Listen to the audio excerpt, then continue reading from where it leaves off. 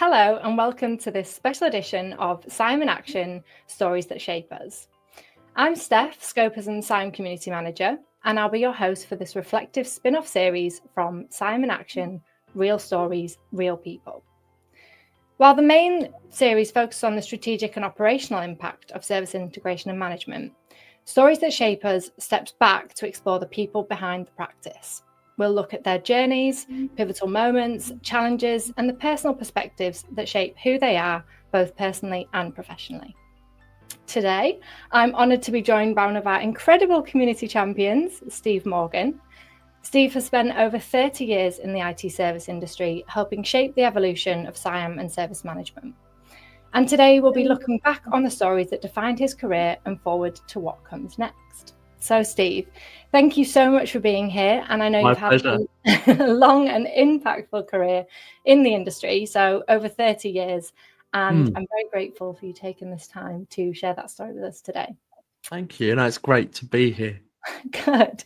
So we're going to start simply. Basically, just want to know a little bit about where you're at in life now and what makes this maybe feel like the right time to reflect on your journey. Well, nearly 40 years of work. I'll be 55 at the end of May. And I started work in 1986, which makes it around June of 1986. So around 39 years, nearly 40 years. So it felt like a good opportunity to take a bit of a look back. There's been a lot of kind of key milestones and things along the way, so it's always nice to reflect and look back on those things and what they taught us. So when this opportunity came along, I thought, why not? Let's go for it. Love that. Good. So looking back then, 40 years, wow. What first drew you into like IT and service management? Was there maybe a moment or a person or experience that sort of sparked that passion? I'd love to say it was all a plan and I got where I am today because there was a great strategic intent right at the outset and I managed to achieve all my goals. But the truth of the matter is that I'm here by accident. I didn't mean to be here.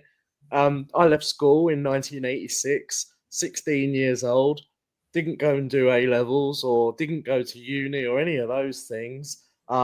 Was a bit of a kind of nuisance at that age, I think, a bit of a tearaway. Just then, not now. Well, still a little bit now, but I managed to keep a lid on it as best I can. And my head teacher at school knew a man who was a manager of a branch of NatWest Bank in the southeast of England, in Essex, where I live. And said, you ought to go and see this fella because I know that he works in a bank and I think that would be good for you. And his exact words were, I think it will help you grow up.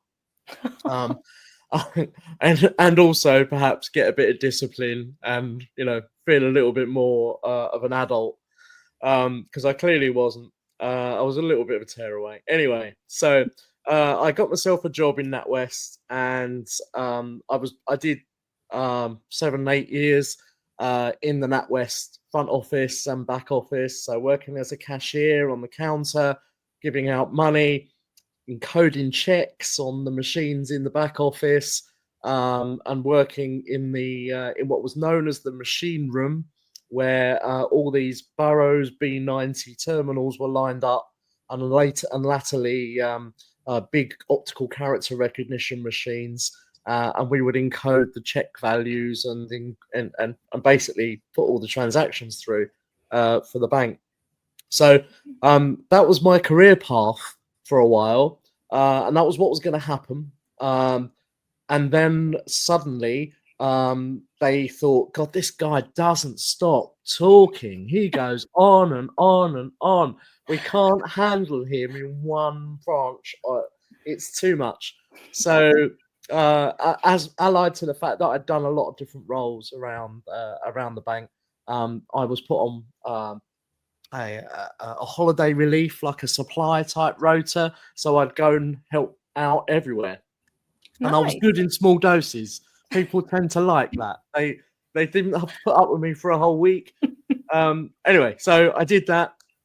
And in doing that, became really skilled in a lot of different aspects of the bank's back office operations, to the point then when in 1980, 89, 1990, they were looking to introduce a lot more technology. And they looked for some volunteers to take part in some training that was going to be rolled out across the country. And I volunteered, and then all of a sudden I was seconded to IT, and I never was unseconded. I then suddenly became a part of IT, and travelled all over the UK, doing bits of work for NatWest, like installing new character recognition machines. My big claim to fame was that I was installing ATM machines, the first ATM machines that dispensed £5, £10, and £20 notes. That was for me a massive thing. I did that in Sheffield. I spent 3 months in Sheffield installing these machines and training the staff.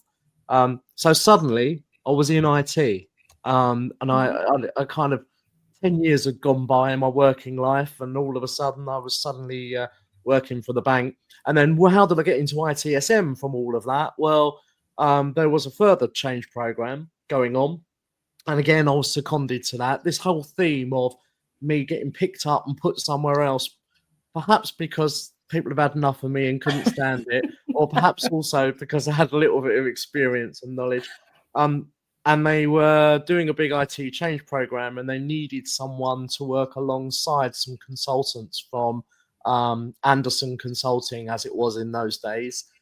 So I got put in the basement, which is also a common theme in my life story. Worked in a lot of basements. Are you in the basement now? I'm not in a basement now. I'm in a cabin now. But in my working life, lots of basements as a consultant. Other consultants who hear this will probably smile wryly at that point. But anyway, suffice to say, worked alongside the consultants, and they, as a reward, I guess that's not the right word, but I guess as a kind of, recognition of the work that I'd done in supporting them, I was placed in a service management team where I subsequently did change management, incident, problem management, reporting, service level management, etc. And ultimately went up to become a business relationship manager, acting as the interface between IT and the business for the bank's retail operations. So that's kind of how it all started, but there wasn't really a plan. As you can tell by now, it's all kind of, oh, Steve will be good at that. Let's ask him, if he wants to do it, and off I would go. So, and were you just like open-minded, like a bit of a yes man, thinking, I'll try it, absolutely. I'll give it a go? Yeah, and here is a golden rule, right? If an opportunity comes along, I very rarely turn it down, right? It's that whole sliding doors moment, isn't it? Like, who knows what would have happened if I hadn't said yes to all of that. And it's all different. It's we're at work a long time, so any opportunities to make work interesting, challenging, rewarding, I would always grasp with both hands. So yeah, that's why I've always said yes to those things. I love that. And then, so was there any point where you were like, this is exactly where I'm supposed to be? Because obviously then you've spent 30 years in this industry. Well, yeah, and I still don't really know what I want to be when I grow up. If I'm honest, there's still no plan. Well, there's a bit more of a plan now than maybe there was. But yeah, I think the last 20 years in consulting have really, I felt really comfortable. And that theme again of working on small bits of work or large programs, but the temporary nature of it all, not going to the same office every day for 30 years and doing the same job. For me, going to different places, seeing different clients, having a diary which is very varied, a bit of all over the place, different things, is where I really thrive, I think. I get bored easily.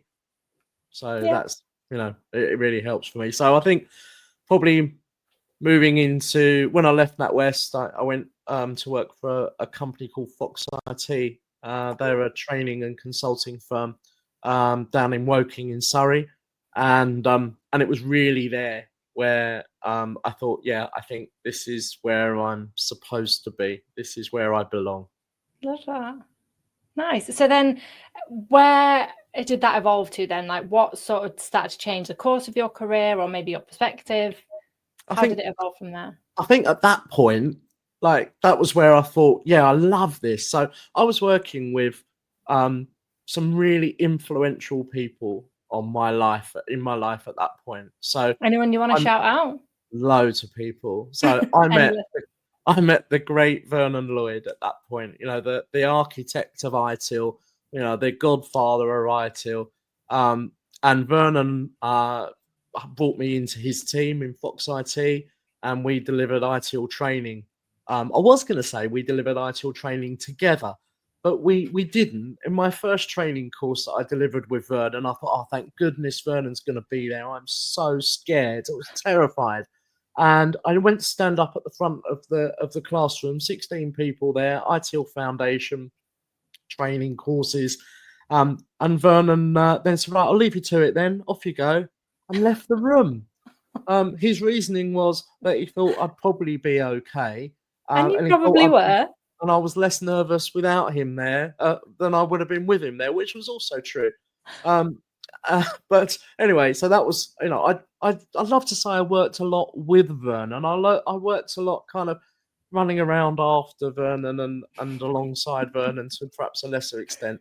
And then Steve Ingle was there as well. And I think Steve really characterized for me what I wanted to be and how I wanted to mature in my career in terms of having subject matter knowledge and depth and content, and being able to communicate really broadly to a lot of different people, as well as have a bit of a kind of sales angle in terms of bringing in new work as well. So I really kind of tried to mold myself in the image of Steve, who incidentally I think he's still doing bits and pieces of work around the place. I know he worked for Greg Lake in ICOR for a good while. And yeah, so Steve was massively influential. And also at Fox, I met Matt Shears, who's now the founder of UP3, one of the ServiceNow integrators. And coincidentally, I'm doing some work with them right now. But Matt taught me very much around some of the kind of sales approach and sales methodology and so on. And I think that really helped me as I then moved on from Fox through another couple of small consulting firms and into KPMG, where there was a massive sales ethic. But Vernon and Steve and Matt had kind of helped shape what KPMG then needed me to deliver. Nice. And so other than Vernon leaving you in a bit of a challenging situation to deliver this training, what other challenges maybe have you faced then from there that's maybe shaped how you work and maybe how you lead or connect with others? I think it's been always the really big, scary jobs, the ones where the big programs where you're laying in bed the night before, typically on a Sunday, thinking, how the hell am I going to do next week? Like, how am I going to get over that? And that fear, that whole kind of, oh my God, like the imposter syndrome, you know, everyone's looking to me and I've got no idea what I'm doing. You know, I felt completely out of my depth. And I certainly did feel that at KPMG because the programs that I was working on there suddenly got really big and really scary compared to what I had been working on previously. And I felt massively out of my depth there. And therefore, that whole ability, I think, to be a bit like the swan on the lake, you know, like furiously paddling underneath whilst looking to glide effortlessly across the water, was something that I learned, but also with a massive degree of honesty in there as well. Like a little, I don't know how to explain it. A bit of a kind of, on the one hand, a bit of a fake it till you make it, like talk authoritatively and people will listen. And another bit of honesty in terms of, well, I think this is the right way to go about doing things, but I am no kind of subject matter expert in that particular area, you know? So it was kind of those scary times trying to learn. I think the benefit also there, though, that it brought me was knowing how to and where to fit into a much bigger team. Mm-hmm. Um, and I think that's really helped going forward in that when we build teams, we build, you know, right now I build out IT operating models, organizations, and help kind of people work together harmoniously. And I think you need a lot of different personalities and skills and backgrounds to come together. And I think doing it practically, you know, on the fly when I was at KPMG really helped me kind of understand different ways of working, personalities, approaches together, and how they might gel together in a team. So, you know, creative people, introverted people, wildly extroverted people, etc., etc., and how those different things kind of fit together. And I think that really helped as I look back on it now.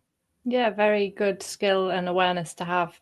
Very important. And Yeah. I think because you talked about imposter syndrome then as well, and it sounds like you maybe started to overcome that, or do you ever still experience that now? Always, Really? always, always. Oh, absolutely.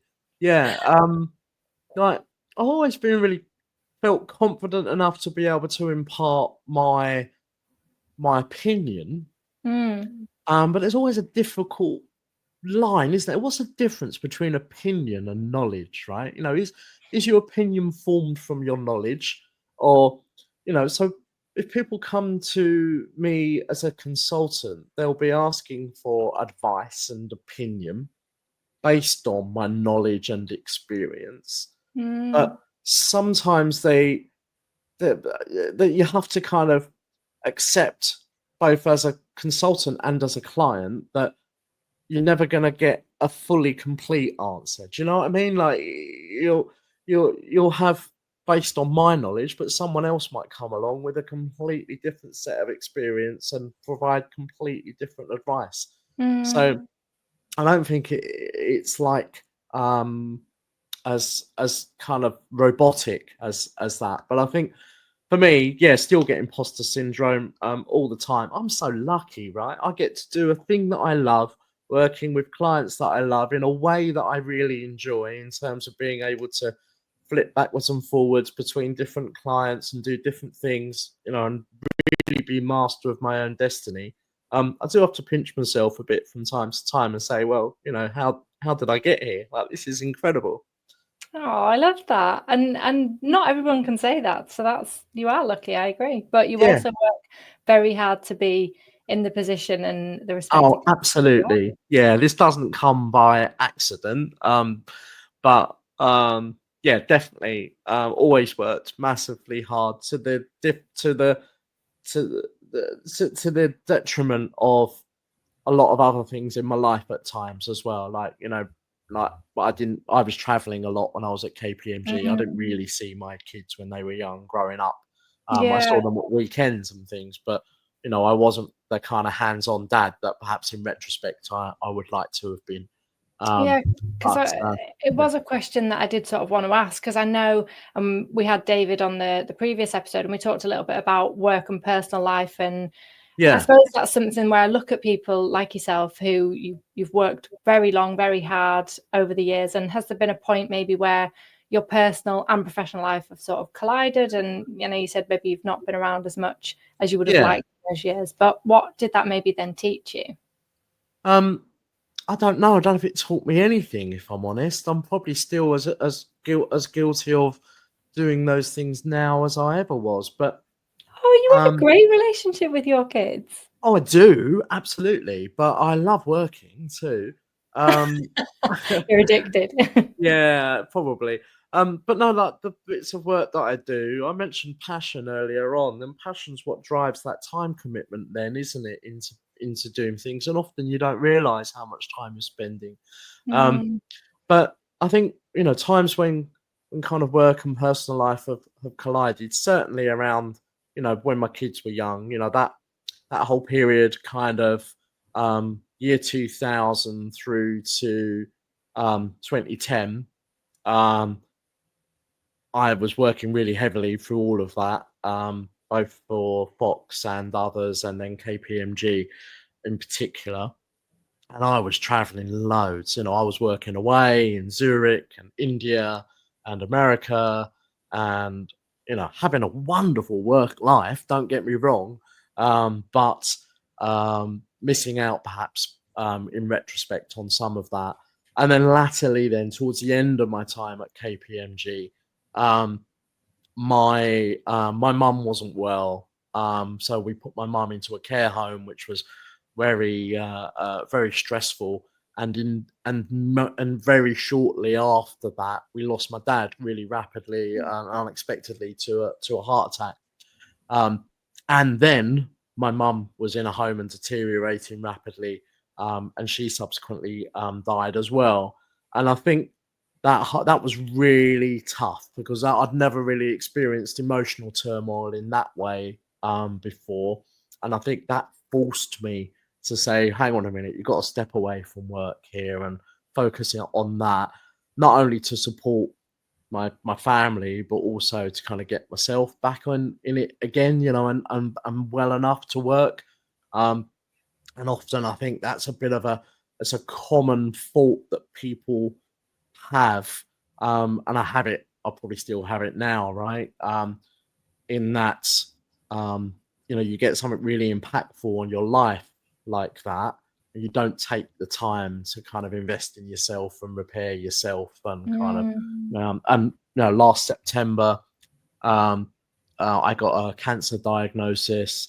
I'm okay. I'm still around. I'm not going to be going anywhere anytime soon. But I've not really stopped since September 24 to kind of absorb that. And I think that in retrospect, perhaps I should have done. But I was working on a really exciting bit of work and I didn't want to stop it. You can see the common theme, right?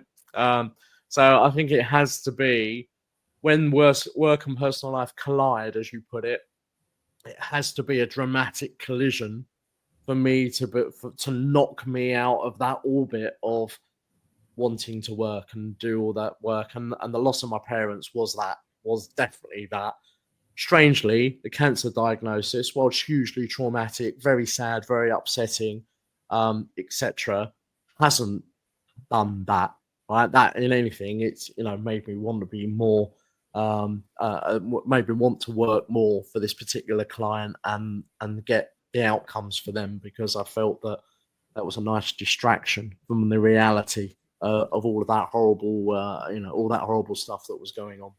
Yeah, definitely. And I think, everyone's different in how they manage that and process it. And I think each unique experience you can't really compare, can you? Because you can't prepare for it either, because I don't know, I guess I was going to say, and I wasn't sure if you'd share that, and thank you for being so open and vulnerable with those that will listen.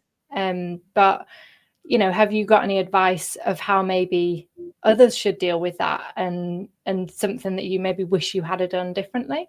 I don't know if I feel qualified to give that kind of advice, but we're not therapists, guys. no, absolutely, Christ.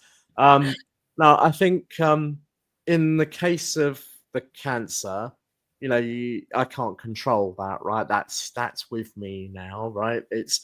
And I've been really lucky. I've got a really, really horrible and incurable form of lymphoma.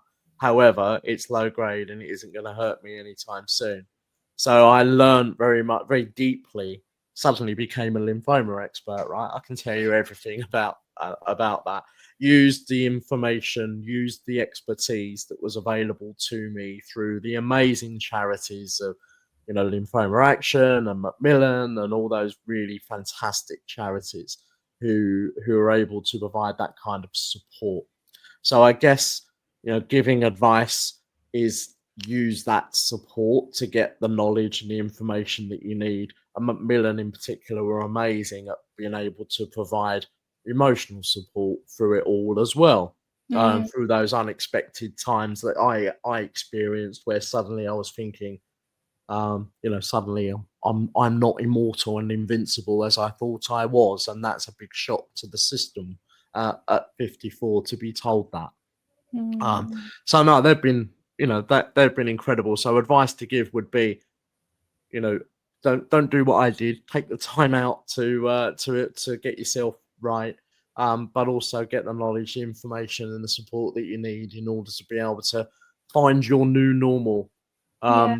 And I think the only other piece of advice, which strangely I heard again repeated back at me on the television series that was on the TV. There was a Netflix thing called Adolescence, and at the end of that, the mum and the dad, clearly very emotional about what had happened with their son, used the phrase, "Today we're solving today's problems." And as a massive planner, a long-term view of, I want to plan holidays and what I'm doing with a family and so on. Never planned a career in my life, don't get me wrong, but um, um, I think it's a massive change of focus to say, well, what are today's problems, right? Let's not think about, down the line, right? I need more tests, I need chemotherapy, I need radiotherapy, etc., etc. That's all going to come, but not on today, right? Today, we're solving today's problems, right? And I think it changed my perspective a bit in terms of solving today's problems. But strangely, in complete converse to that, when I'm working with clients, I have to think about the longer term strategic view. So I'm kind of almost living a bit of a double life now in that respect. In terms of personally, I'm very much like, let's do today, and if I can't do today, then I'll do the next hour and see how I go after that. And from a client perspective, we're thinking, well, what's going on 3, 6, 9, 12 months, and more down the line. So it's quite a double life in that respect. But so when it changed your perspective, then do you mean for you personally, were you previously more like work, Steve? Would you plan further? Yeah, absolutely. Everything from, holidays, moving house, changing cars, decorating, all the things that you do. I'd have a little planner to say, oh, we're going to do this then and this here and so on. I don't do that now. That's all gone out the window. Life deals you different hands, doesn't it? And it's dealt me a hand that says, and by the way, you can't really do any long-term planning now, so put that idea out of your head. So yeah, we're solving today's problems. I love that phrase. Yeah, I like that. And I guess you don't have to answer this, but a question from me is, does the work help in having that ability to continue planning in that way? Yeah, a bit, I guess. It's always a nice, I was going to use the word, it's a nice distraction, which really trivializes it. It isn't trivial in that respect. But yeah, work does help because um, it helps to kind of, I can scratch that itch, that need to plan. Yeah. Yeah. And then the short-termism that I have to apply to my personal life now is kind of, I have to do that, right? I've got no alternative there, but it's still nice to be able to stretch that planning muscle through on the work side of things. I like that. And so looking next then, what's next for Steve Morgan, and how does that sort of continue with your plans? Wow, this is probably where you might get a scoop.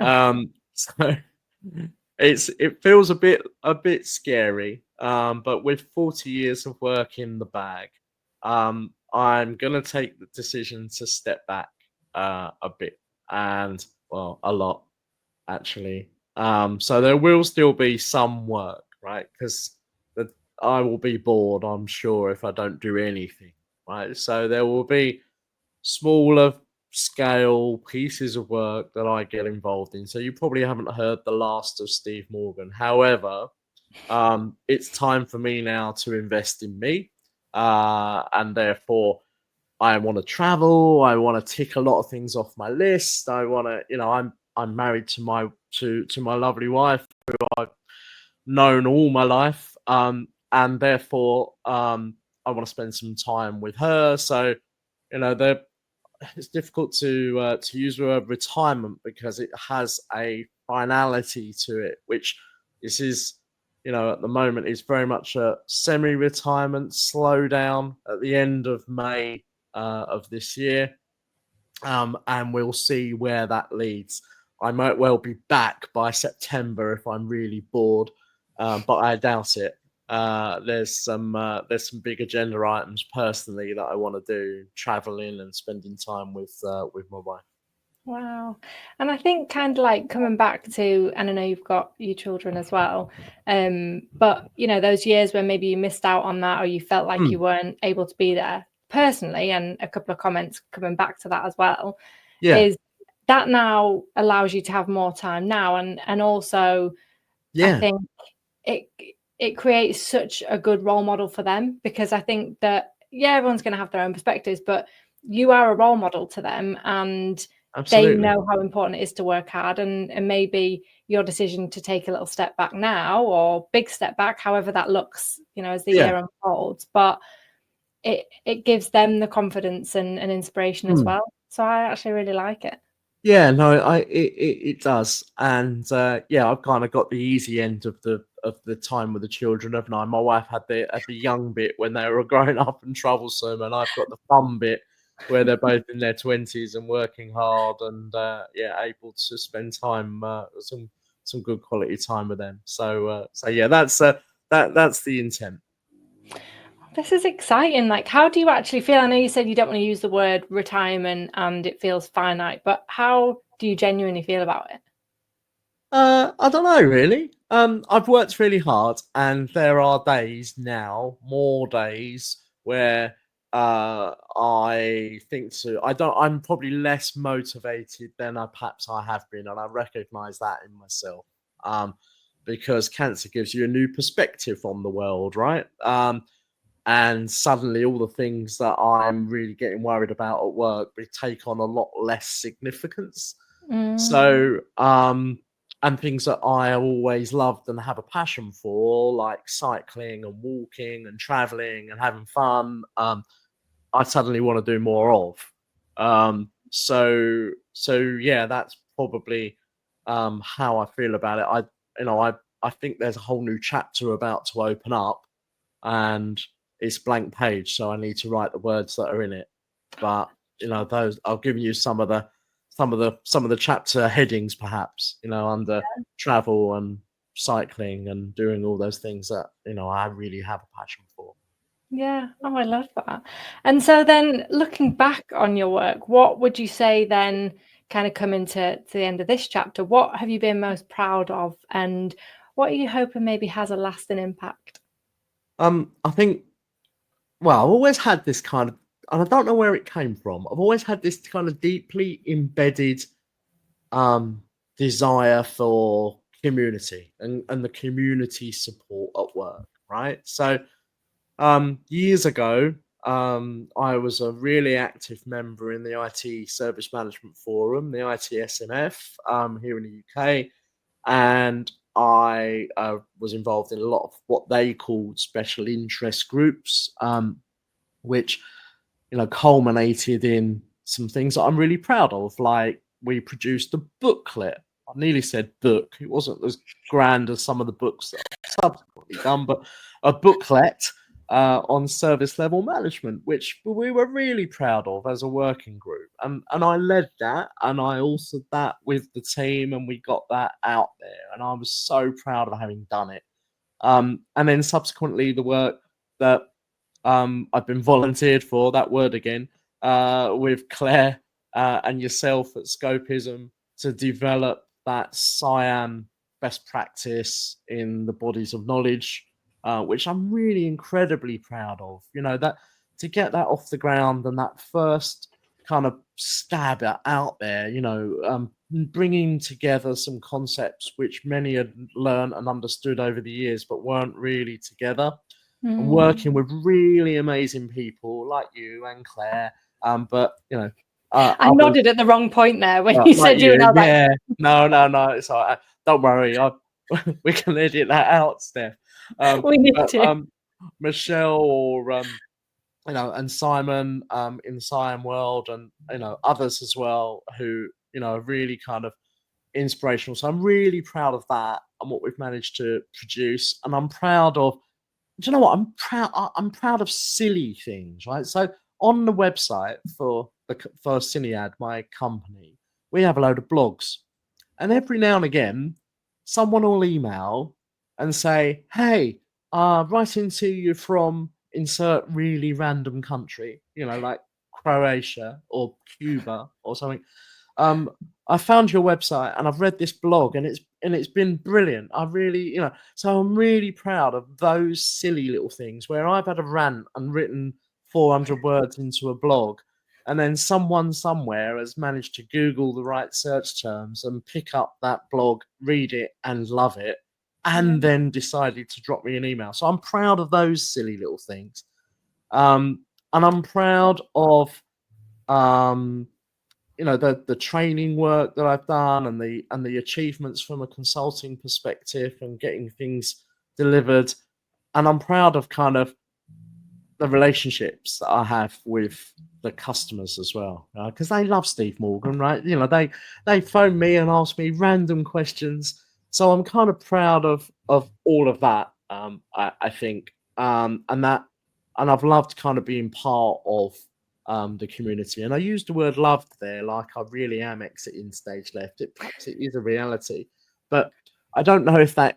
I think I will always yearn for that level of community, and maybe I'll find it somewhere else, or maybe I'll continue to haunt the SIAM community in order to be able to get that level of connectivity again, that emotional connection. I love that. And I mean, I've known you 2.5 years, I think. I met you quite early on when I started working for Scopism, and I see the impact that you have on people. I've joined you on one of your client visits and stuff like that. Yes.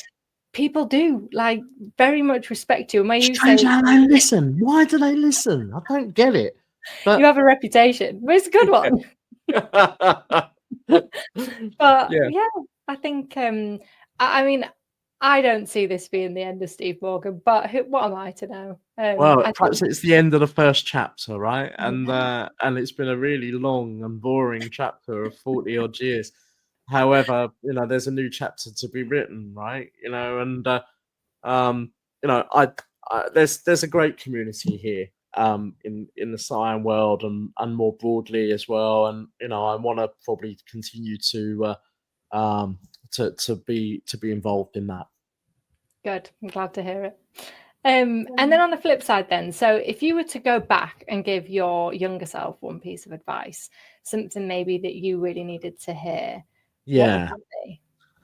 Well, there's a few little things, and the people that know me will probably roll their eyes because they'll hear things now which are definite Steve Morganisms, right? But you can write processes and put them on the wall and say, this is how we're all going to work from here on in.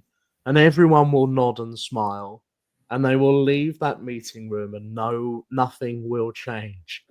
So I think organizational change is absolutely critical to bringing about and embedding change. And most organizations either forget to do it or do it really badly.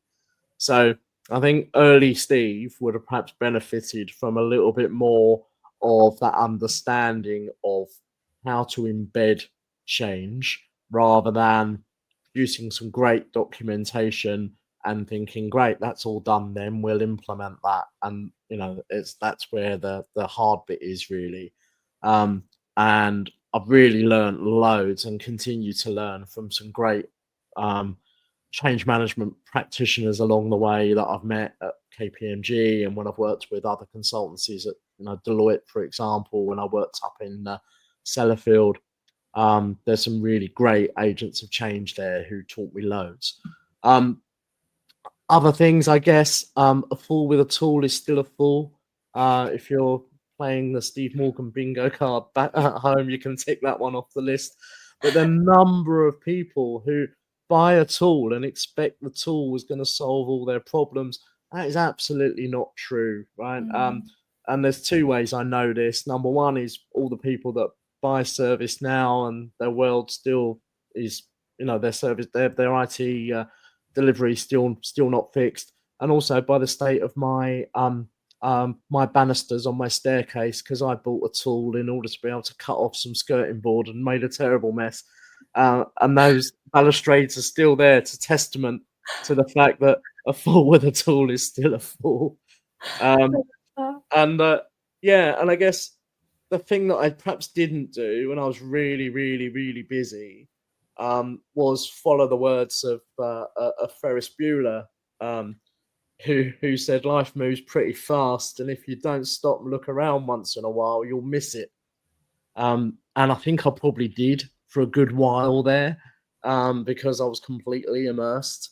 And so, yeah, stop, look around for a while would be some really good advice. Oh, I love that. I felt like I held it together all this way, and I'm like, quote Ferris Bueller. Well, Ferris Bueller is one of the. I follow all the great philosophers: Ferris Bueller, Homer Simpson, Bart Simpson. Yeah, absolutely. I'm not as well read as some of my other consultants, but I've got all the life lessons off pat. Definitely.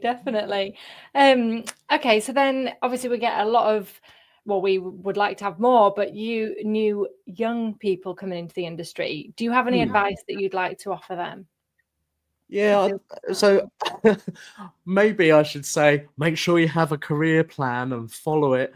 And then I've just sat here and said, I've had a great time for 40 years with no plan. So, I guess be flexible in your planning. Have some objectives, but always say yes when something new comes along, because you don't know what it might offer to you. And someone else once said to me, you have two ears and one mouth, and you have to use them in proportion to one another. So listen twice as much as you talk. And I think early Steve Morgan could have probably benefited from that advice as well. And I think, the other one, the final one, I guess, will be, don't be afraid to innovate and push the boundaries a bit. Because with things like service management and SIAM, the industry moves quickly, and the challenges just evolve. We're still trying to get incident, problem, and change right, and we've been trying to do that since early 1980s at least. But the ways in which we might be able to use new technology to help us with things like AI, for example, who knows, right? But I'm sure there's some young, fresh minds out there who, if only they questioned more and said, well, why do we do it like this then? And why don't we do it like that? And provided a bit more innovation and questioning, might actually progress us a bit further forward than listening to middle-aged, overweight men with grey hair who might not have always the best innovative approaches at their disposal. No, I love that. I think that's really good advice, because it benefits everyone, right? Yeah, hope so. Yeah. That would be my advice. I love that. Well, Steve, thank you so much for joining us and sharing a bit about your journey and reflecting, sharing your wisdom, and just being open and honest. And I think that it's clear that your legacy in the SIAM world goes far beyond frameworks and operating models, from what we've heard. Yes, and you're very much a people person, so I don't think you're gonna stray too far. You'll very much stay in our world, and hopefully in the community as well. But thank you. And that's exactly what Stories That Shape Us is exactly about. So hearing these voices behind the work, we actually termed you guys like SIAM ninjas, because you do all this fabulous work and nobody really knows who does it. So I love that. And I'm wearing black as well, so that also plays into that. I should have kept the mask on. That would have been interesting. Would have sparked a few questions. If anyone's made it to 45 minutes in, well done, guys, for getting this far. No, I love it. And if you found this conversation meaningful, please subscribe to the Scopism YouTube channel. share this episode with a colleague, or join us inside the Scopism SIAM community. And you never know who might need to hear this. So until next time, keep sharing your stories, stay curious, and most of all, take care of each other. Thank you very much.